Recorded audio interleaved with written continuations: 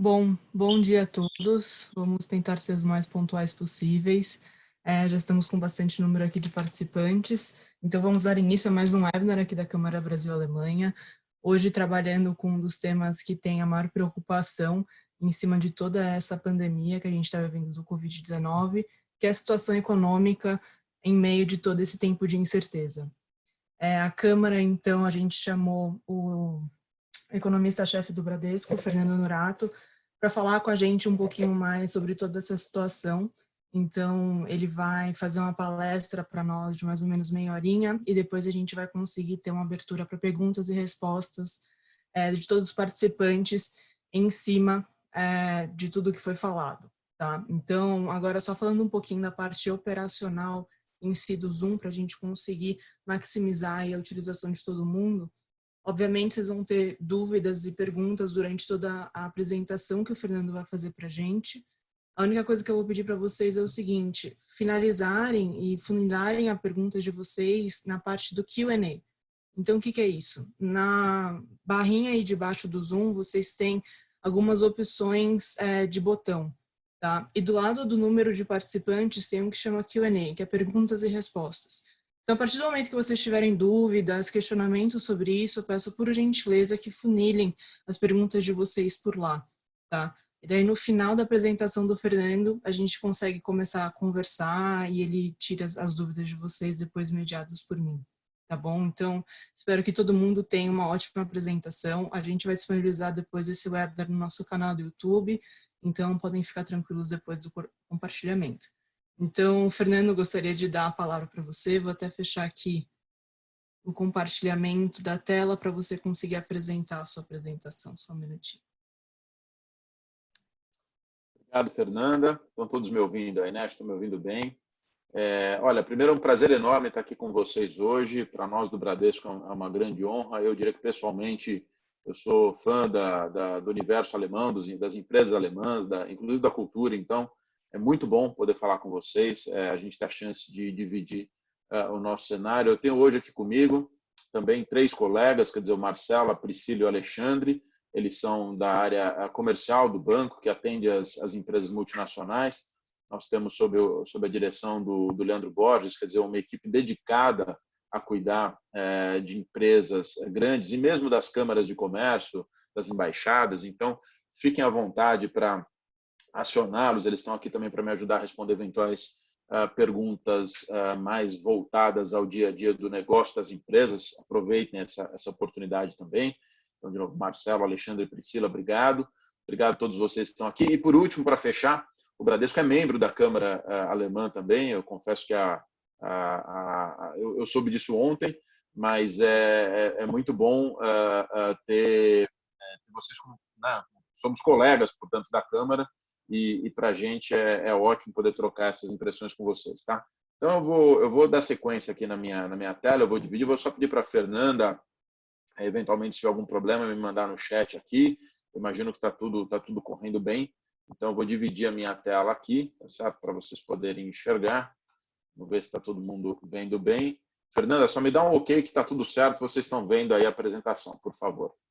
Tudo certo, Fernando. Pode Joia. continuar. Então, vamos em frente. Eu vou falar aqui até, portanto, 10h30, 10h35 no máximo, tá? A gente tem separado, quer dizer, essa pandemia em 3 grandes categorias, quer dizer, a forma de pensar essa crise. Então, uma crise de saúde pública, uma crise, um pilar econômico e um pilar de resposta de políticas públicas. Tá? Os 3 pilares são conectados, mas eu acho que analiticamente facilita muito pensar neles 3. Deixa eu ser bem breve nessa descrição, porque eu quero mostrar os slides, mas o pilar de saúde pública é o que vai determinar a profundidade e a extensão da crise econômica, tá certo?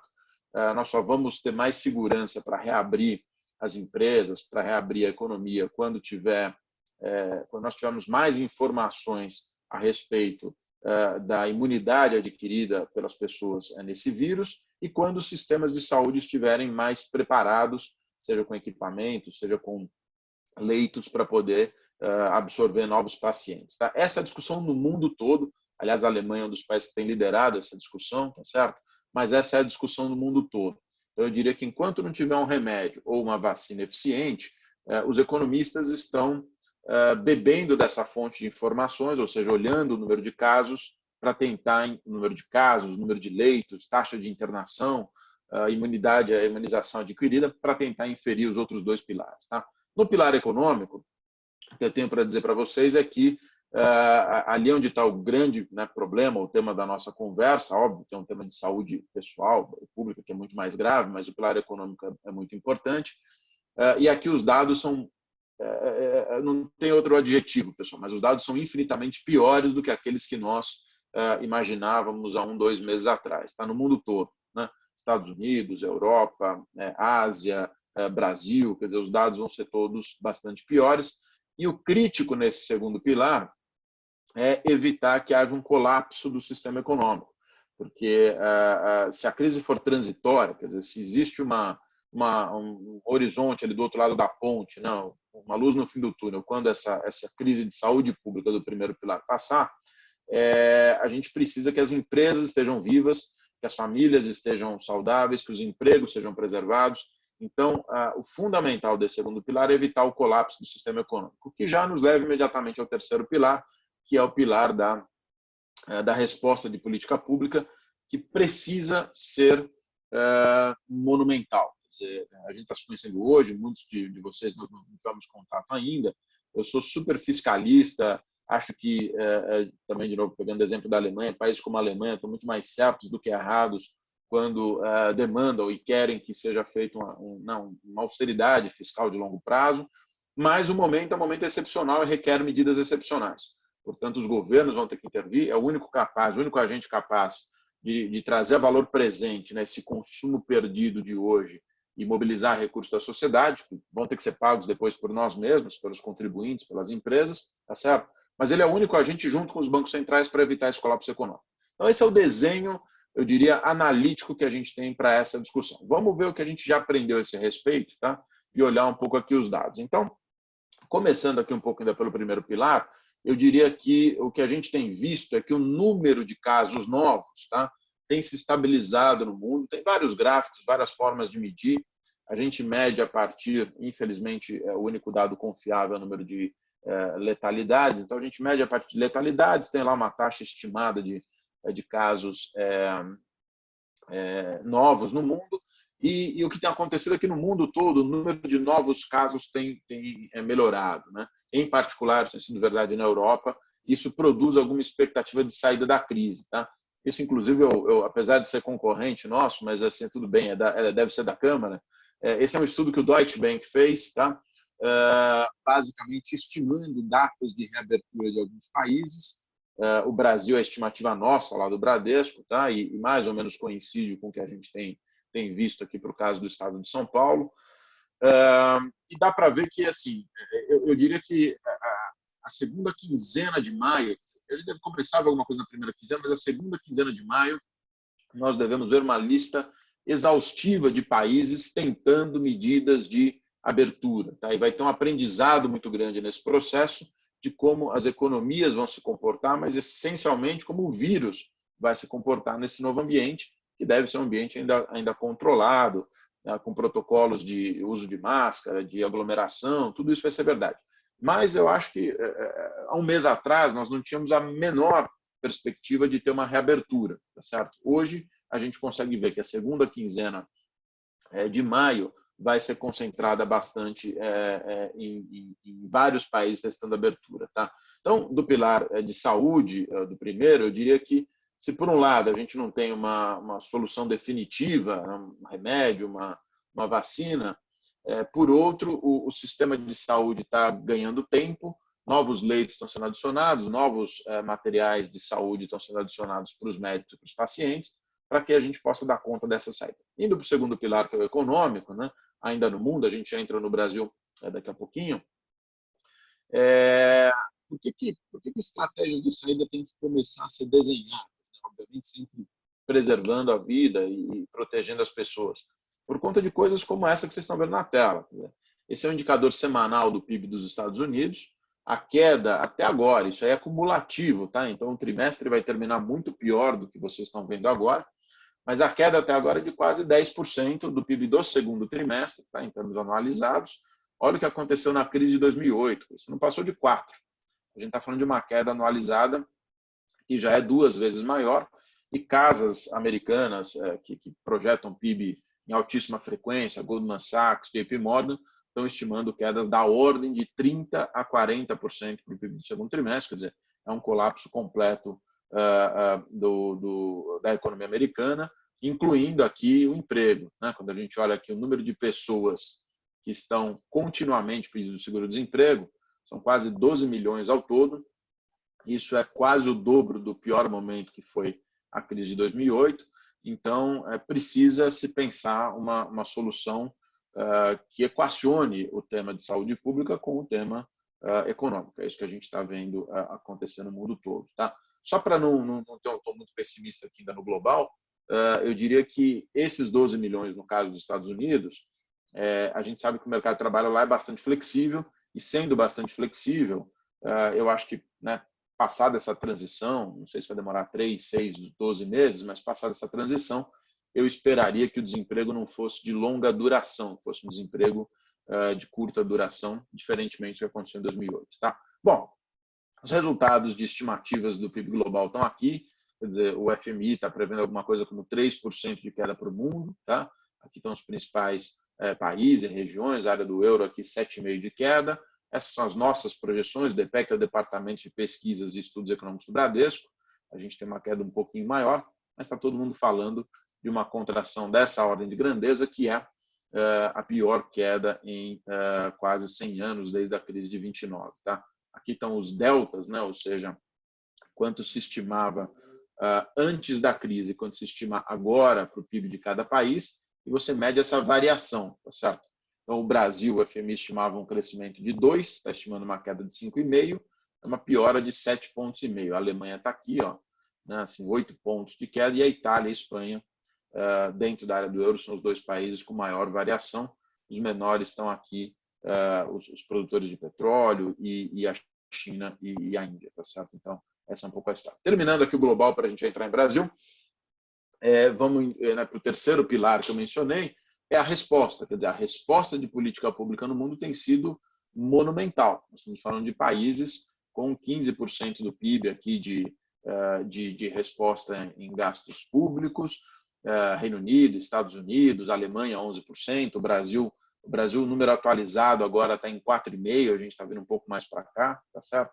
Mas que dá um agregado de 7 pontos. Então, tem muita resposta vinda dos governos e dos bancos centrais também, jogando, inundando de liquidez. Né? Vale lembrar que naquele terceiro pilar de resposta de política pública, o pior que pode acontecer para uma empresa é ela ficar sem caixa. Caixa é o que quebra as empresas. Então, nesse ambiente, é fundamental que haja muita liquidez, como o Fed tem feito. Tá? E aí, se a gente pegar a China, com todos os prós e contras de olhar esses dados, ela tem um retorno aqui a, diria, 70%, 80% do que seria uma vida normal pós reabertura de boa parte das cidades. Tá? Essa é a história. Bom, vamos lá, vamos falar de Brasil agora, nos próximos 20 minutos. Aí. Como eu disse para vocês, quer dizer, cada um tem uma estimativa, essa é a nossa estimativa de número de casos no mundo, tá? E, basicamente, como eu disse, a gente pega lá o número de óbitos e divide pela taxa de mortalidade do navio, do Diamond Princess, que para nós é o experimento mais controlado que se tem. Tá?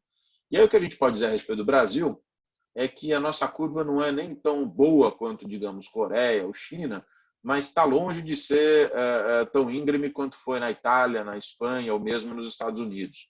O Brasil está cruzando essas curvas e fazendo um certo platô. Tá? Claro que aqui a gente precisaria ir em detalhes estaduais, né? Então, obviamente, quem está acompanhando os casos lá no Amazonas, em Manaus em particular, é uma situação humanitária dramática, uma tragédia humana, né? Mas no agregado do Brasil, essa é a história. E para pensar a macroeconomia, para pensar o agregado, eu diria que esses dados sugerem que o Brasil se fechou num timing apropriado, né? E agora vai ter chance de se reabrir, imagino eu, aí também a partir da segunda quinzena de maio, a gente começa a ver o Brasil se reabrir, essa é a nossa aposta. Né? Tem dúvida se ter fechado cedo demais, no caso brasileiro, pode nos empurrar para o inverno com o vírus, Ninguém sabe. Quer dizer, eu conversei com vários médicos, com vários infectologistas, ninguém tem essa resposta, mas, por hora, o que a vista enxerga é que a gente consegue provavelmente se reabrir aqui a partir de meados de maio. Tá? E aí, quando a gente olha para o segundo pilar, no caso brasileiro, né, em termos de impactos na economia, os impactos por hora são relevantes. Não tem outra forma de dizer isso para vocês. Depois eu vou falar de vários atenuantes que tem lá na frente. Tá? Mas, por exemplo, quer dizer, pega dados de março ainda, portanto, nem tinha ainda a extensão da paralisia que a gente viu. Né? Já em março, nós tivemos aqui queda de vendas de cimento 14%, Serasa 12%, veículos 17%, assim por diante. Tá? Todos os indicadores aqui apontando para quedas de 2 dígitos. Eu diria que isso só se intensificou em abril. Tá? Então, por exemplo, aqui vendas de veículos leves em abril, essas vendas estão caindo 82%, tá certo? Veículos pesados, caminhões, alguma coisa como 62%. A gente está à espera que a indústria de caminhões sofra menos que a de carros por conta da agricultura. Né? Aliás, os dois setores que a gente enxerga, eu vou falar um pouquinho de setores no final, mas os dois setores que a gente enxerga um pouco mais blindados são agricultura e varejo de supermercados, tá certo? Mas são quedas monumentais e não diferentes do que a gente viu no mundo. Né? Então, a China, por exemplo, vendas de carros caíram alguma coisa como 55% no auge da crise, vendas de imóveis caíram 55%. É isso que a gente vai notar basicamente. Tá? E aqui a gente tem um indicador proprietário de vendas de cartões, de vendas feitas através do cartão Elo, que é o cartão do Bradesco, Banco do Brasil, e dá para ver mais ou menos o que eu disse. Né? Supermercados, farmácias estão aqui mais blindados, tudo que está ligado a serviços e ligado a consumo de duráveis, as pessoas não compram carro com cartão de crédito, tá certo? Mas tudo que está ligado a serviços e duráveis tem tido uma queda muito mais substancial. E aqui, só para fechar esses indicadores, tem várias sondagens da Fundação Getúlio Vargas que elas guardam uma relação muito próxima com indicadores da economia. Tá? Então, isso aqui é a indústria, então, a produção industrial, como a gente conhece no Brasil. O dado da FGV está dizendo, né, isso já são dados de abril agora, tá? Está dizendo que a indústria deve cair uns 20% no mês de abril, está dizendo que o comércio deve cair aqui alguma coisa como uns 8%. Eu faria a ressalva que, só voltar aqui, a indústria, a queda é pior que 2015, o comércio nem tanto, justamente porque uma parte do comércio está preservada, que é a parte dos supermercados, e é um pedaço relevante da economia, supermercados, alimentação no domicílio, né? A parte de serviços tem a maior queda da história também, alguma coisa como 13% aqui de queda. E o emprego, que essa talvez seja a pior notícia de todos até agora, o emprego que vinha sendo gerado ali quase 100 mil vagas, o país estava numa trajetória de melhora do emprego formal, né, que é o CAGED. Segundo a EGV, a gente vai ali para um ritmo de destruição em abril da ordem de 250 mil postos formais de trabalho. Tá? Daqui a pouquinho eu vou mostrar como tudo isso impacta consumo e as projeções de PIB. Tá? Faltou construção civil, aqui uma queda da ordem de 20%. Lembrando que construção civil tem um tema que na prática, algumas obras não foram paralisadas, quer dizer, é um ciclo mais longo. Eu acho que talvez o setor da construção possa também não vai estar nos menos impactados, mas vai estar nos intermediários ali. Tá? E vamos falar um pouco de consumo agora, portanto, tá? Só um minutinho. Para eu já mostrar os novos cenários aqui. Na verdade, a gente tem aqui o consumo das famílias, quer dizer, nessa ótica da GV também, pode cair alguma coisa como 8%. Esses dados mais ou menos batem com o que a gente tem de simulações, até um pedido do João e da Nina que eu mostrasse 3 cenários, eu vou mostrar para vocês justamente isso. Tá? Então, como é que vai ser esse impacto disso tudo que a gente está vendo na massa de salários, no consumo e no PIB? Tá? O que nós fizemos aqui? Eu não sei se todo mundo tem esses números de cabeça, por isso que eu acho que vale a pena gastar um minutinho.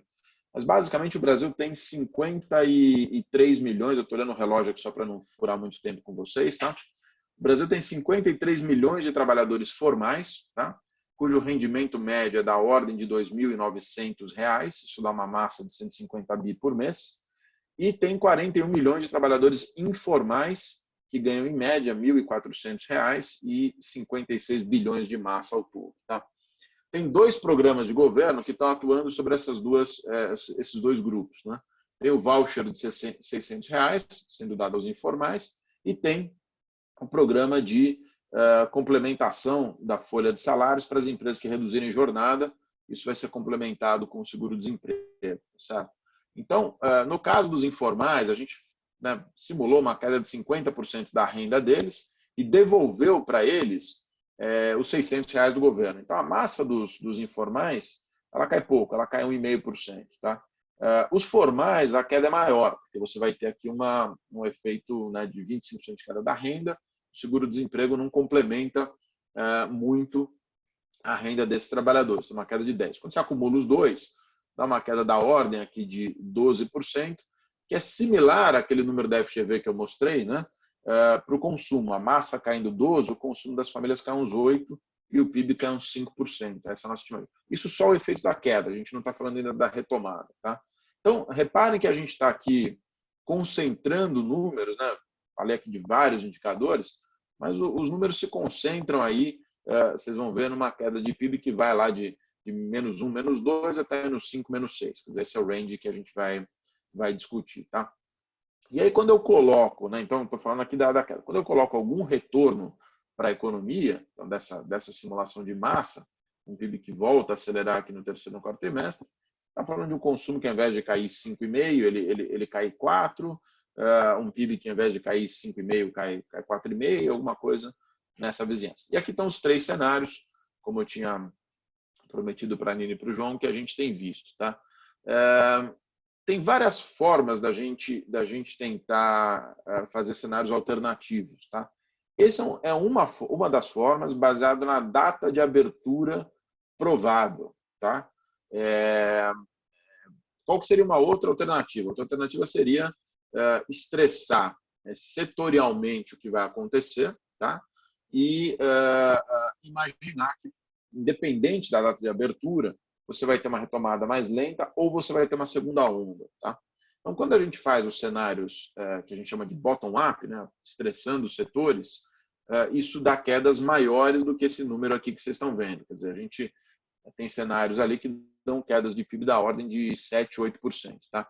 Mas esses são cenários mais estressados. Cenários baseados em data de saída, imaginando uma retomada gradual, mas uma retomada que ela persiste, né, ao longo do ano, que você não tem retorno de quarentenas, que é gradual, mas é crescente, né? A gente está falando desses cenários de PIB. Então, super otimista se terminasse em abril, não vai terminar em abril, quer dizer, o mês está quase fechando, mas, enfim, acho que valeria a pena dividir. Vocês podem ler de outro jeito esse cenário. Tá? Se amanhã tivermos a notícia de que algum medicamento efetivo foi descoberto, ainda dá para ter uma queda do PIB baixa, porque isso significa que tanto a contração do segundo tri vai ser pequena, né, quanto a retomada vai ser mais acelerada. Tá? Então, é outro jeito de ler esse cenário, é outra forma, uma terceira forma de pensar. Se tiver medicamento ou se a gente descobrir que, quando começar a liberar a imunização da maior parte das pessoas, vai ser efetiva, e aí o número de casos estabilizou nos hospitais, a vida vai voltando ao normal. Tá? Mas eu diria que hoje o cenário mais provável, né, os cenários mais prováveis estão se concentrando aqui numa queda entre 3 e 5 pontos do PIB, que levaria o desemprego aqui para alguma coisa entre 14,5 e 16, quer dizer, entre 2 milhões e 3 milhões de vagas sendo perdidas. Tá? Essa é a nossa estimativa hoje. Se eu pegar ver que são vários cross-checks que nós fazemos. Né?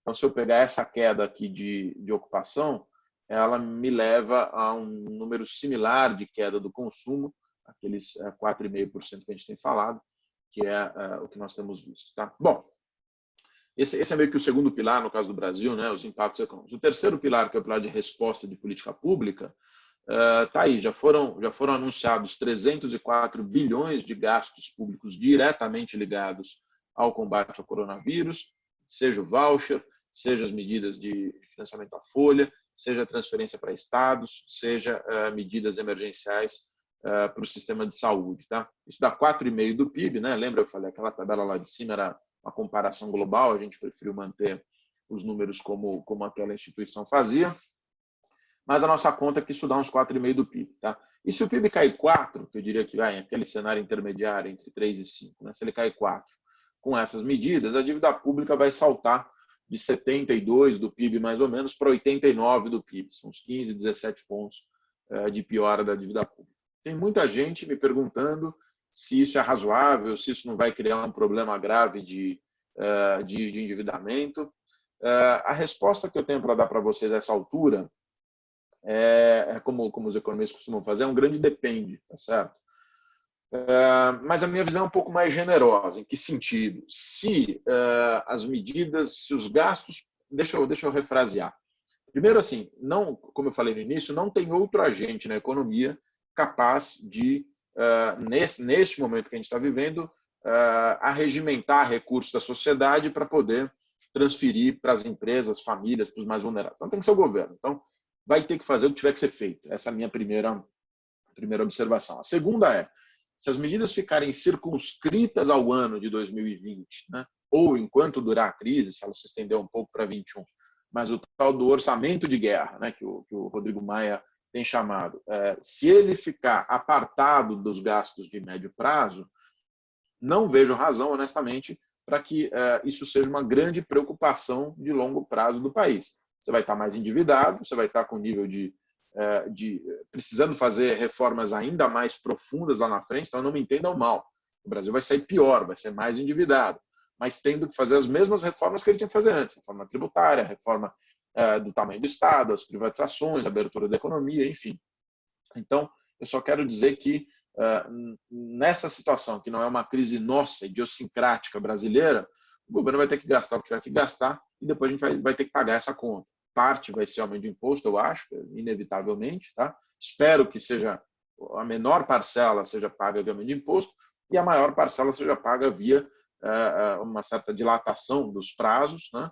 E através de medidas de reformas que façam não só o país crescer mais, como a gente diminuir o tamanho do Estado depois dessa pandemia. Tá bom? Deixa eu caminhando aqui para alguns encerramentos. Se tem uma boa notícia nessa história toda, tá? É difícil nessas horas difíceis falar de notícias boas, mas é que a inflação está muito bem comportada, todos os indicadores de inflação estão indicando níveis de preços bastante baixos, né? Tem gente que até diz, bom, mas isso não é sinal de saúde da economia, isso é sinal de fraqueza. Eu concordo. O que tem de bom nessa história? O que tem de bom é que o Brasil não está se desorganizando. Nós já vimos processos no passado, não muito distantes, quer dizer, mesmo na crise de 2015, mesmo na crise ali de 2001, em que você desorganiza os preços relativos da economia e isso acaba agravando muito a situação depois. Então, o país não está se desorganizando, está se comportando como um país, entre aspas, normal, que tem uma recessão profunda e a inflação cai. Né? Isso não está virando inércia, não está virando indexação.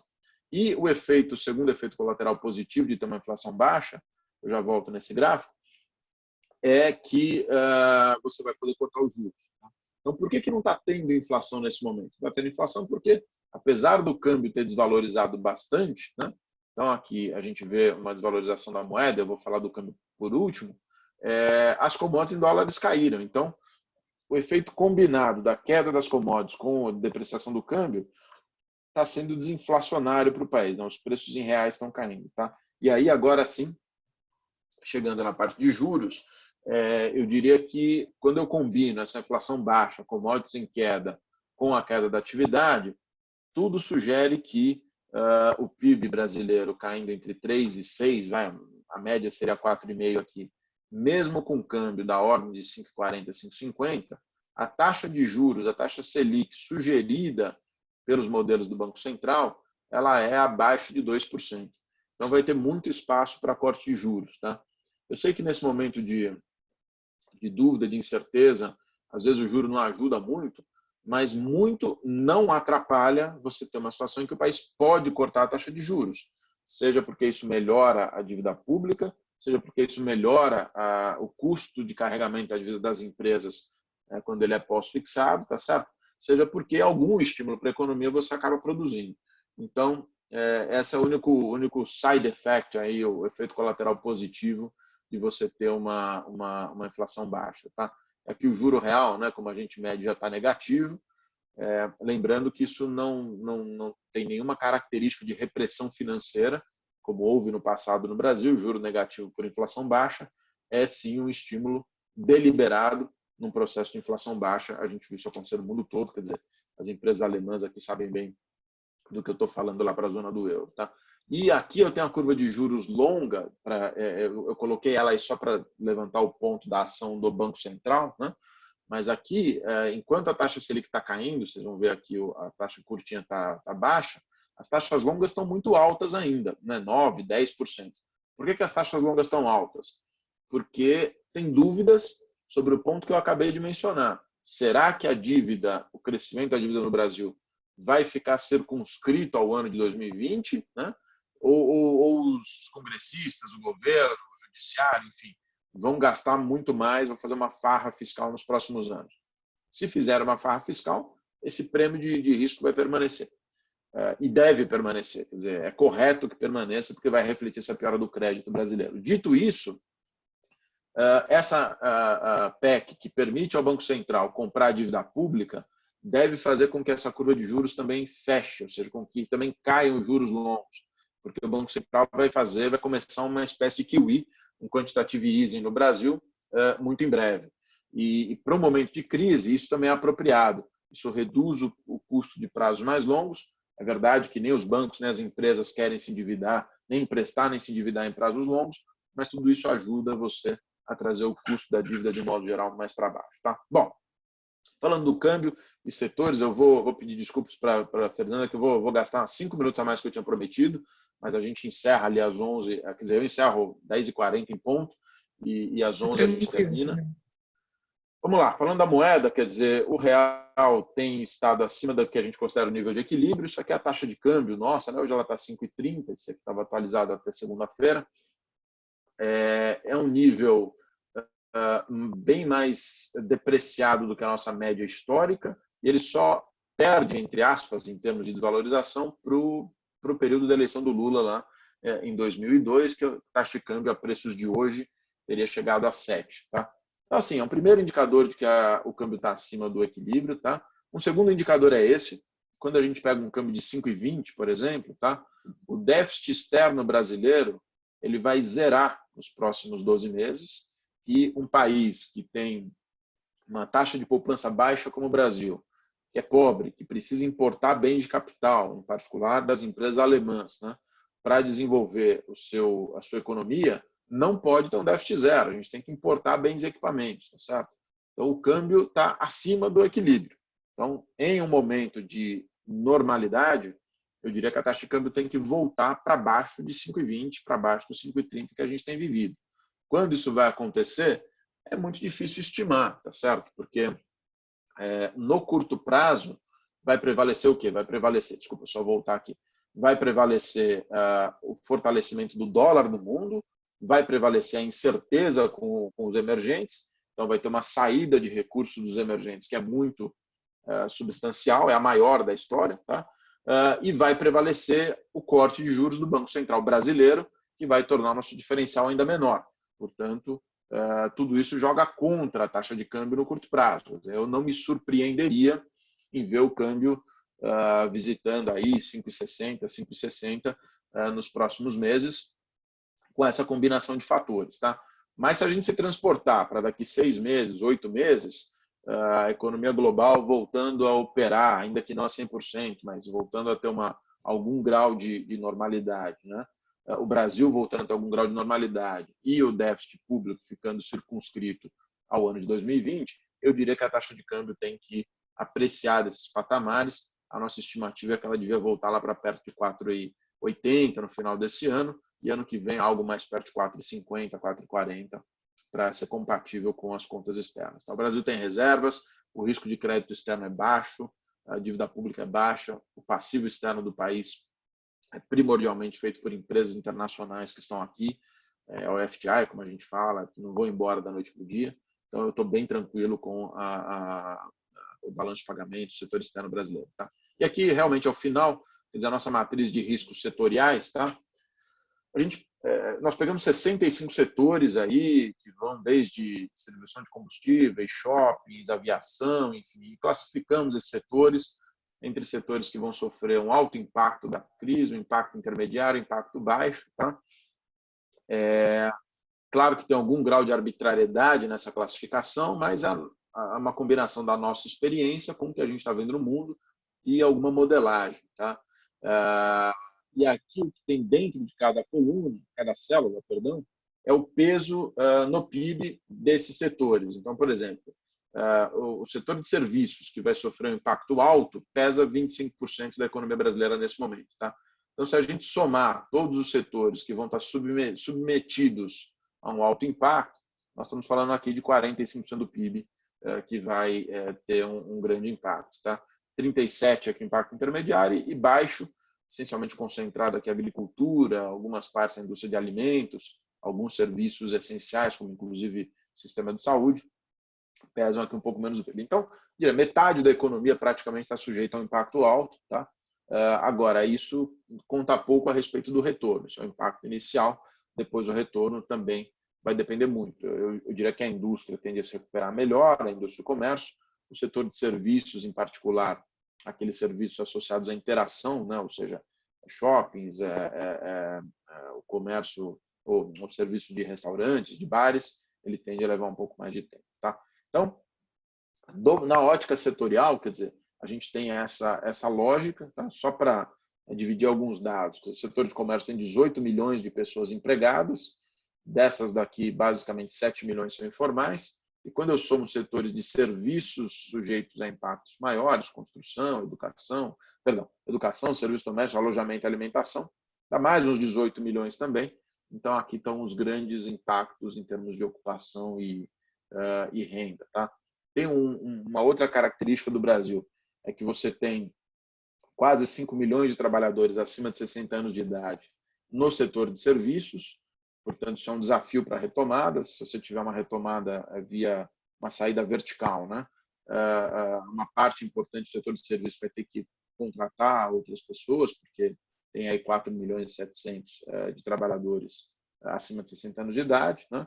E esses trabalhadores acima de 60 anos de idade, quase metade deles depende do emprego por conta própria, como a gente fala. Então, pensando em estratégias de saída, esse é um tema para o Brasil. Talvez não seja para outros países, mas é para o Brasil. Tem uma parcela importante dos idosos, ou de quem está acima de 60, eu nem acho correto chamar de idoso hoje em dia, idoso é acima de 80, mas eu diria que vai ter que ser pensado na estratégia de saída, porque uma parte deles não tem acesso à Previdência ainda. Tá? E, por último, esse é de fato o último gráfico, aqui os estados que têm maior número de idosos, né, acima de 60 anos, São Paulo, Minas e Rio se destacam, não é por outra razão que as medidas de restrição social foram mais intensas aqui nesses estados. Tá?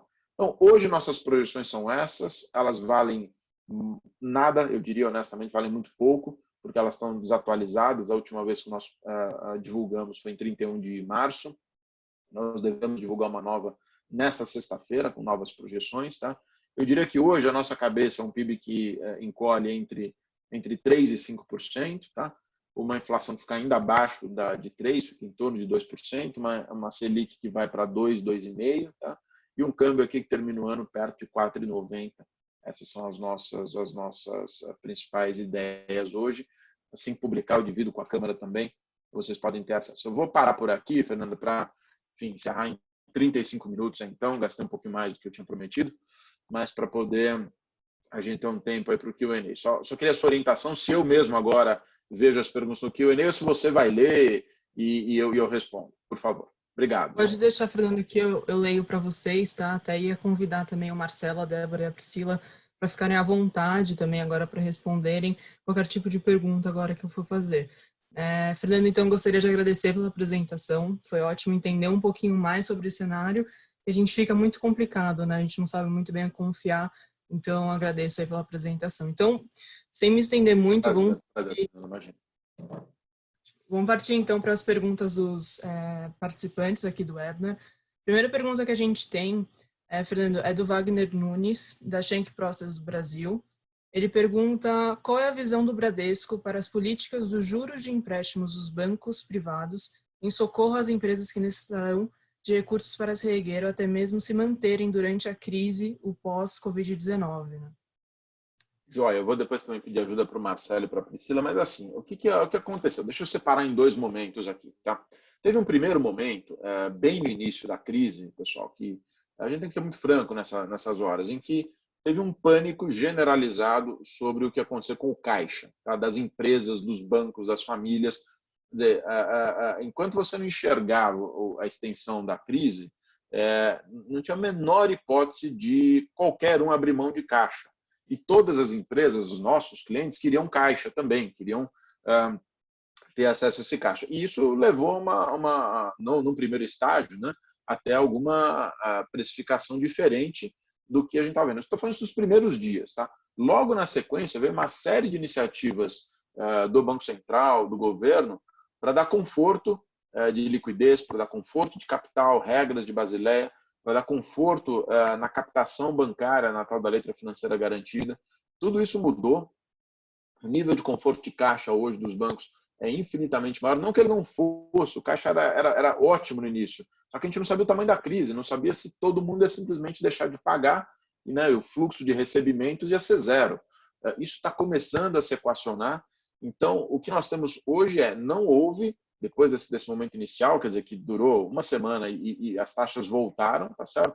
Não houve nenhuma reprecificação para mesmo risco de crédito relevante nessas operações, tá certo?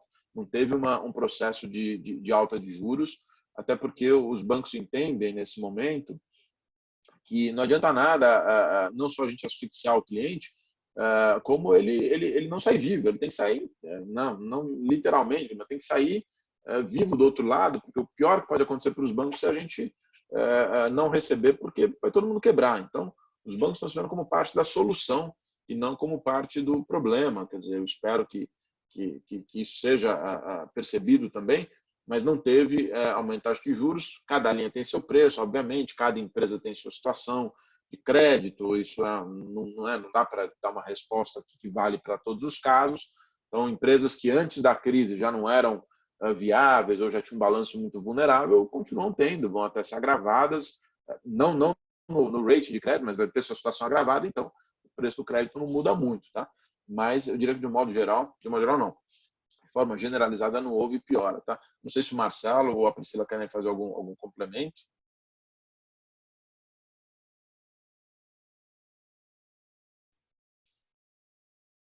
Acho que não. Não sei se eles estão nos ouvindo ou se não abriram o microfone. Vamos em frente, então, Fernando. Perfeito.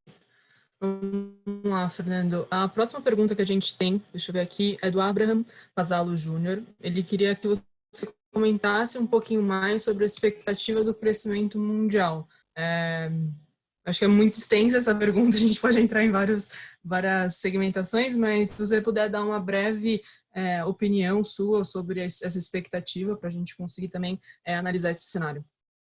Lógico. Deixa eu dividir a tela aqui de novo, então, só rapidinho, porque facilita para eu não... Opa, perdão. Facilita até para eu não me perder aqui na hora de falar os números, tá? Que é bastante coisa. Então, estão vendo já aí de novo, né, a tela? Deixa eu voltar aqui. O PIB global está com essa configuração no nosso cenário hoje. Eu vou focar nessa tabela aqui, tá? A gente está vendo uma contração de 3,5%. Como eu disse, é a maior recessão, segundo o FMI, desde 1929. Não tem dados de PIB global, tá? Depois de 1950, bons. Então, eu tenho uma estimativa lá no departamento própria. Aí, nas minhas contas, ali na Segunda Guerra, o PIB caiu mais do que isso. Idem no fim da Primeira Guerra. Mas, enfim, o FMI, nas contas dele, acha que é a pior recessão desde 29. Nas minhas contas, é a pior desde a Segunda Guerra Mundial, tá? Mas, bom, tanto faz. Quer dizer, o fato é que a gente está vendo o mundo desenvolvido cair 6%, tá? Estados Unidos, Reino Unido e área do euro aqui todos caindo entre 6 e 7,5%. Esse número vale para a Alemanha também, que é a parte relevante aqui da área do euro, um dos mais importantes, tá? Os dados da China, com todo o déficit de credibilidade que a gente tem para o dado específico do PIB, tá? Não estou falando do governo chinês, não. Estou falando do dado do PIB, todo mundo sabe que tem lá uma conotação política. Seria 1,5%, que também é o pior cenário da história da China, tá? América Latina, que a gente tem uma contração de 5%, o Brasil aqui estimado, como eu falei, entre 3% e 5% de queda, mais perto de 4%, 4,5% hoje, e os demais emergentes 4% de queda. Você vê que está todo mundo aqui caindo bastante. Não fosse pela China, que pesa bastante na economia global, o mundo aqui estaria visitando uma contração também da ordem de 4,5%, 5%. Tá?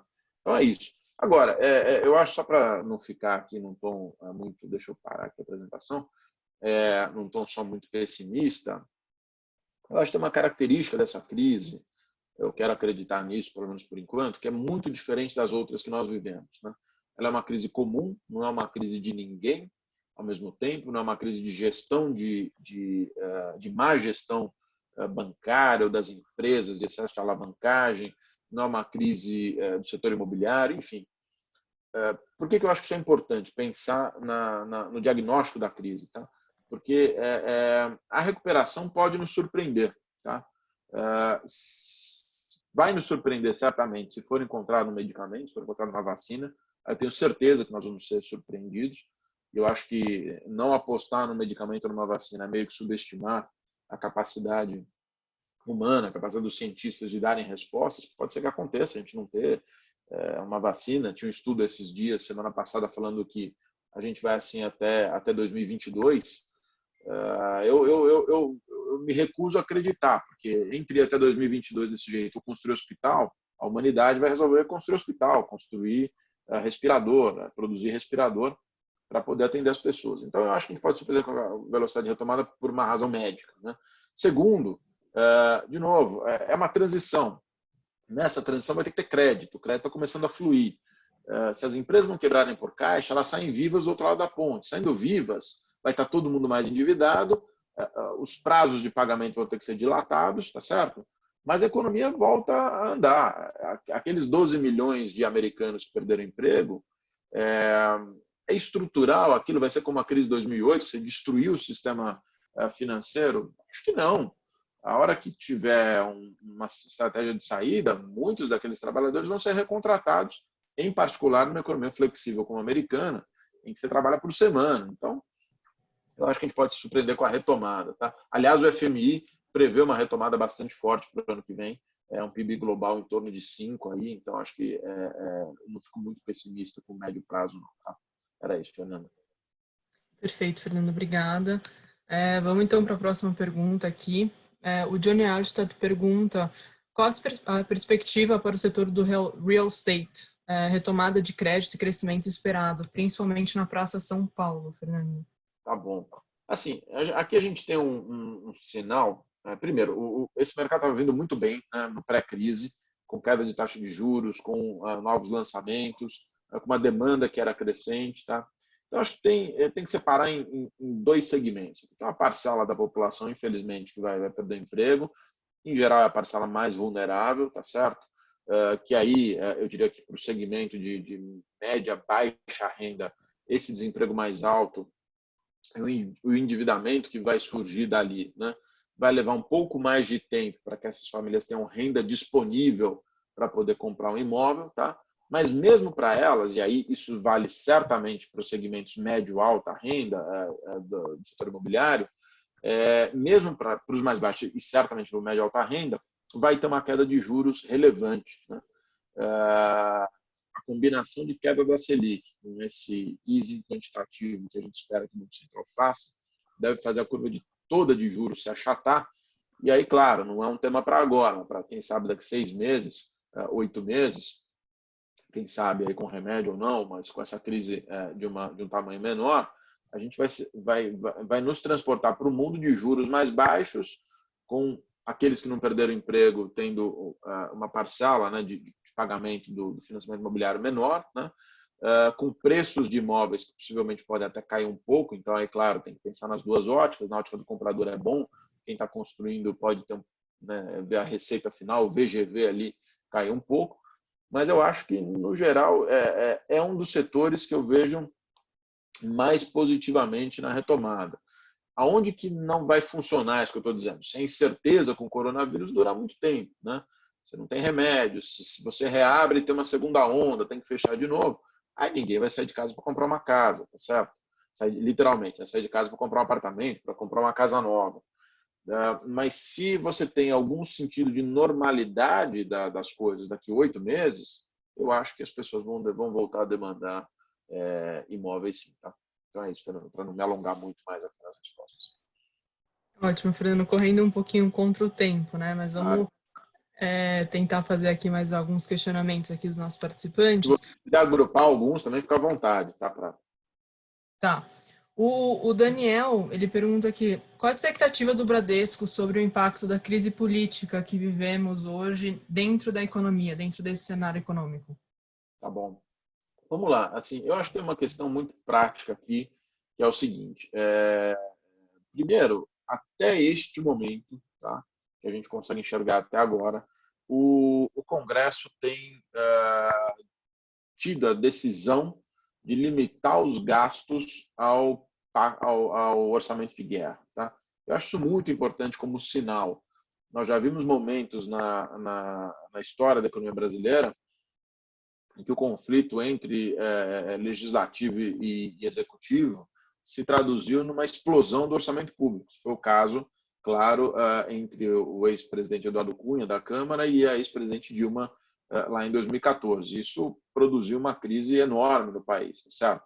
Então, por hora, eu diria que assim não tem uma consequência prática no orçamento público de você ter esses ruídos políticos que nós temos ouvido. Então, até agora, so far, so good. Tá?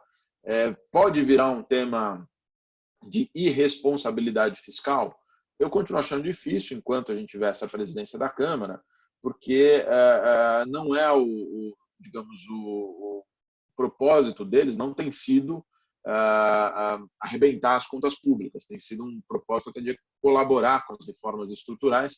Me parece que isso ganhou apelo na sociedade, né? Aquela ideia de você simplesmente sair gastando dinheiro público à toa, que era verdade alguns anos atrás, perdeu o fôlego na própria sociedade, e o Congresso está manifestando isso. Então, acho que essa é o timeline que a gente vê. Agora, o Brasil vai ter que sair dessa crise tendo que fazer mais reformas, não menos reformas. Né? Vai ter que sair mais organizado, mais coordenado. Vai ter que, bem ou mal, ter uma estratégia de phase-out, de saída dessa dívida pública. Vai ter que fazer uma reforma tributária, vai ter que privatizar. Aliás, o secretário Valderi está hoje em todos os jornais falando isso. Vamos ter que acelerar a venda de ativos. E, para isso, Fernanda, precisa de coordenação. Então, assim, tem espaço para diálogo? Claro que tem. Política é a arte do diálogo, a boa política, pessoal. Coisas republicanas. Não estou falando aqui de coisas não republicanas. A política republicana pressupõe diálogo, pressupõe participação em governo, pressupõe cargos, tá certo? Tudo em termos republicanos, tá? Então tem espaço para diálogo. Vai depender de sentar junto e conversar. Se eles vão ser capazes de se entender, é uma pergunta de US$ 1 trilhão, né? Mas que tem espaço para diálogo na política, sempre tem. E eu acho que, ou pelo menos quero crer, que ninguém vai querer ver o país implodir depois dessa crise. Já é uma crise severa o suficiente para a gente ficar ali brigando. Tem relatos nessa semana de alguma aproximação também do Planalto com tanto o presidente Rodrigo Maia quanto com o Congresso. Enfim, eu acho que tem espaço para diálogo para a gente sair dessa crise sem um grande trauma. Tá? Ótimo, Fernando, obrigada.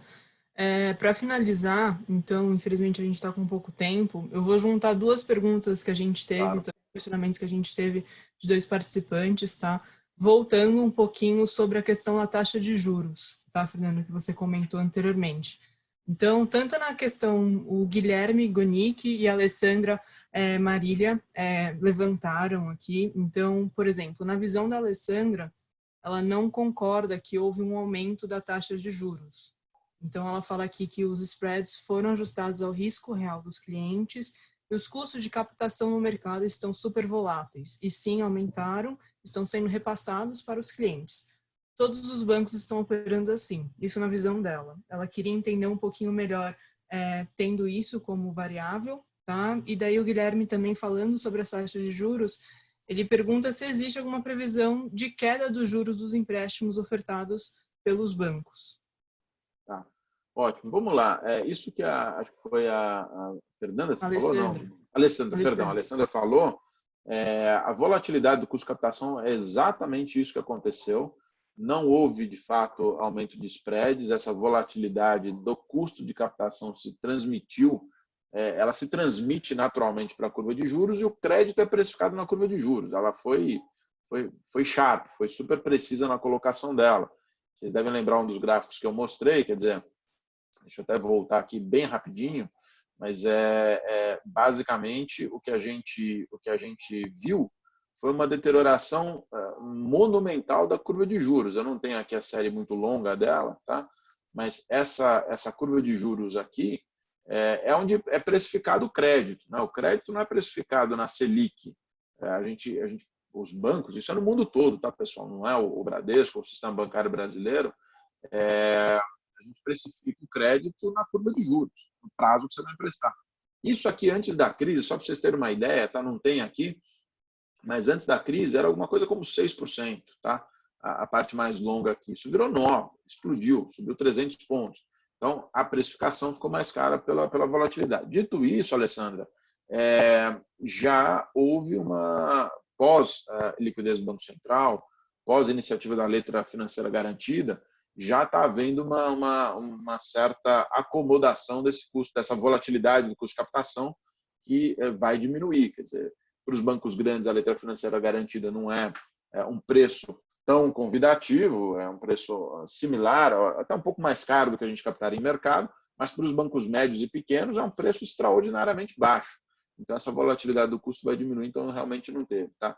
Quanto à pergunta do Guilherme, o que eu posso dizer a essa altura é uma resposta muito similar à da Alessandra. A curva de juros caindo, isso tende a ser repassado para o mesmo controle de risco de crédito. Então, de novo, empresas que têm risco baixo vão continuar com taxas mais baixas, riscos mais altos vão ter preços mais altos. O que vai ter que ser conversado, e eu incentivo vocês a conversarem com os gerentes de vocês, estamos com 2 aqui, Marcela, Priscila, das multinationals, né? Converse, dialogue para que o banco também tenha a compreensão do quanto seu negócio vai ser afetado por essa pandemia. A gente pode ter uma visão, vocês podem trazer outros temas, empréstimos com garantia sempre vão ter taxas menores. Então, eu acho que não vai ter aumento de juros não nessa fase, tá? Se ele que deve cair, eu imagino que isso vai gradualmente se transmitindo para a cadeia como um todo, tá? De novo, não sei se o Marcelo ou a Priscila querem fazer algum comentário que eles estão ouvindo aí. Honorato, perfeito, acho que está claro e sem dúvida nenhuma a área comercial do banco está aberta para discutir caso a caso, né? Eu acho que no geral tá bem pontuado por vocês, mas cada cliente tem uma demanda, cada cliente tem uma necessidade e o banco está aberto, sem dúvida nenhuma, a estudar, a adequar as demandas ou a até alongar qualquer necessidade que esse cliente tenha. Tá? Perfeito, é isso aí. Ótimo, Fernando. Obrigada. Infelizmente, a gente não tem mais tempo para responder os outros questionamentos que a gente tinha. A gente vai tentar, faltaram 4 perguntas, a gente vai tentar depois responder individualmente para essas pessoas, tá? Claro, mande para a gente aí, a gente responde sim. Claro, perfeito, muito obrigada. A gente vai finalizando aqui mais um webinar da Câmara. Gostaria de agradecer novamente, Fernando, e toda a equipe do Bradesco que participaram por toda a atenção e também a apresentação que a gente fez. A gente já combinado com o Fernando, as pessoas que perguntaram sobre a apresentação, a gente vai encaminhar depois para vocês conseguirem dar uma olhada e também a gente vai disponibilizar toda a visualização desse webinar também no nosso canal do YouTube. Eu deixo agora aqui na tela para vocês, qualquer dúvida que vocês tiverem sobre o Covid-19, também a Câmara está tentando ser essa plataforma de ação de dúvidas e questionamentos sobre como pode ajudar, ou mudanças também em questão tanto econômicas, mas também legais. Está o link aí, e também está o link da nossa próxima agenda de webinars para vocês também se interarem no assunto que a gente está fazendo durante todas as semanas, tá? Qualquer dúvida que vocês tiverem, a gente fica inteiramente à disposição. Fernando, mais uma vez, muito obrigada pela atenção. Também qualquer dúvida, questionamento que você tiver, a gente também fica abertura à Câmara para vocês. Imagina, Fernanda, nós do Bradesco que agradecemos, aqui meu nome, em nome da Priscila, do Marcelo, estavam aí também. Contem conosco, não só como associados da Câmara, mas como banco, enfim, o que precisarem, estamos aqui à disposição. E vamos mantendo essa conversa fluida, porque o cenário está fluido, amanhã pode mudar completamente. Então, é isso. Agradecer o convite de vocês e contem com a gente, tá bom? Perfeito, muito obrigada. Obrigado, gente. Boa tarde para vocês aí. Bom fim de semana. Valeu. Boa tarde.